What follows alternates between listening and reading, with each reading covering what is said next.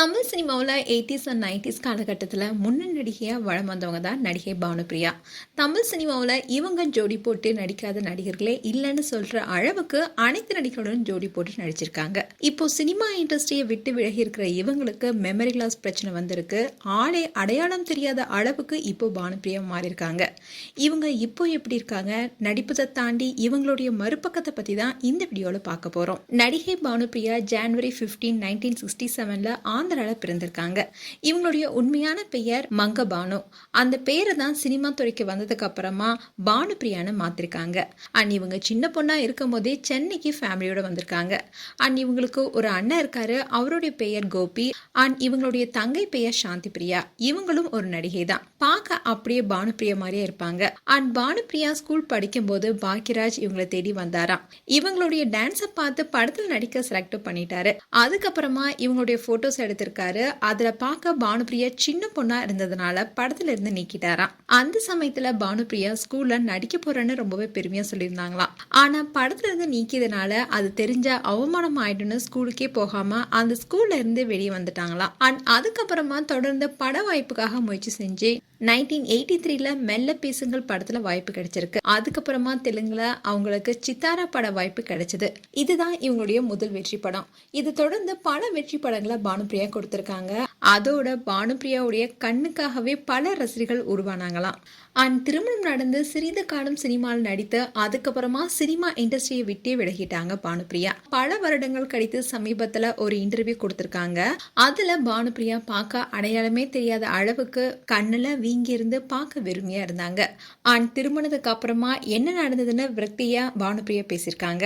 அப்போ அவங்க என்ன சொன்னாங்கன்னா, 1998ல கம்ப்யூட்டர் இன்ஜினியர் ஆதிஷ் கௌஷல் என்பவரை திருமணம் செய்தேன். என்னோட ஃபேமிலி ஹைதராபாத்ல இருந்தாங்க. அப்போ நான் நடிச்சிட்டு இருந்த சமயங்கிறதுனால ஷூட்டிங்காக சென்னைக்கு வந்துட்டு ஷூட்டிங் முடிஞ்சதும் திரும்பவும் ஹைதராபாத்துக்கே போயிடுவேணும். அண்ட் அந்த சமயத்துல தான் ஒரு பெண் குழந்தையும் பிறந்தாங்க. அவங்க பேரு அபிநயா. அதுக்கப்புறமா என்னுடைய கணவர் 2018ல ஹார்ட் அட்டாக்னால இருந்துட்டாரு. அதனால பயங்கரமான மன உளைச்சல்ல இருந்தேன். ஆனா மீடியால நான் என்னுடைய கணவரை விவாகரத்து பண்ணிட்டேன்னு சொன்னாங்க. உண்மை என்னன்னா அவர் இறந்துட்டாரு.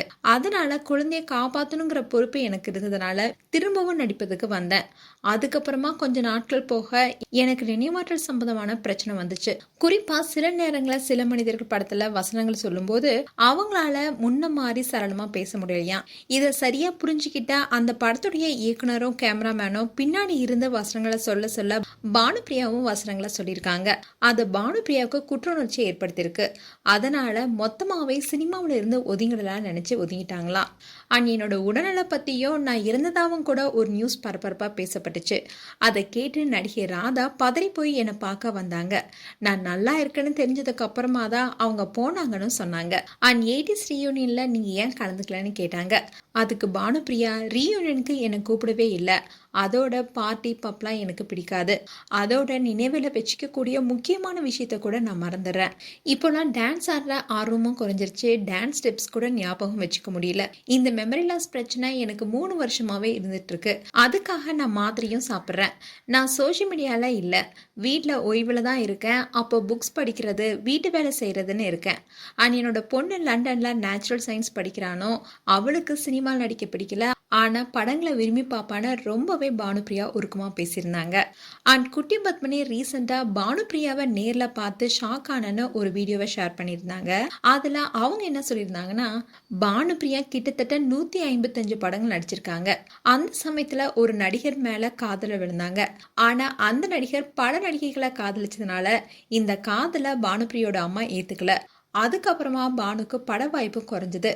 இதுக்கப்புறமா தான் ஏவிஎம் தயாரித்த வாழ்க்கை என்ற சீரியல் நடிச்சாங்க. அப்போ இவங்களுடைய அம்மாவுக்கும் பானுக்கும் பிரச்சனை ஏற்பட்டு வீட்டை விட்டு வெளியேறிட்டாங்க. ஏவிஎம் தயாரிப்பு நிறுவனம் கொடுத்த வீட்டில் தான் இவங்க இருந்தாங்க. அப்போ நான் மனசே மந்திரம் தெலுங்கு சீரியல் தயாரிச்சேன். அதுல பானுப்பிரியா நடிச்சாங்க.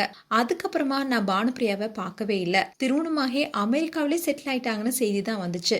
அதுக்கப்புறமா இப்போ நடிகர் சங்க தேர்தல் நேரத்துல பானுவை சந்திச்சேன். அப்ப பானுப்பிரியாவை பார்த்து அதிர்ச்சிதான் அடைஞ்சேன். அடையாளமே தெரியாத அளவுக்கு மாறி இருந்தாங்க. முகத்துல ஒரு கவலை, சோகம்னு வெறுமையா இருந்தாங்க. இப்படி பானுப்பிரியாவை பார்க்க எனக்கே ரொம்ப கஷ்டமா இருந்துச்சு.